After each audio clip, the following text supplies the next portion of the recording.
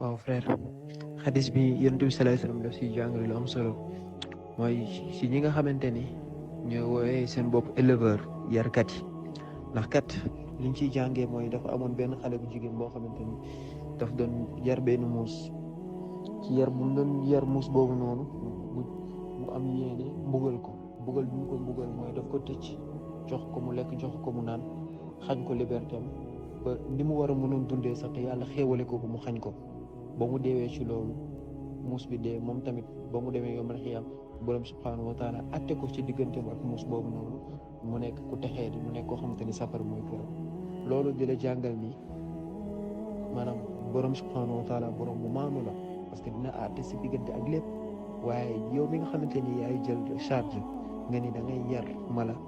na nga ci dox na nga ci waslu àq ndax kat lépp loo ci jëf rek dinañ la ci atte muy lu baax wala muy lu bon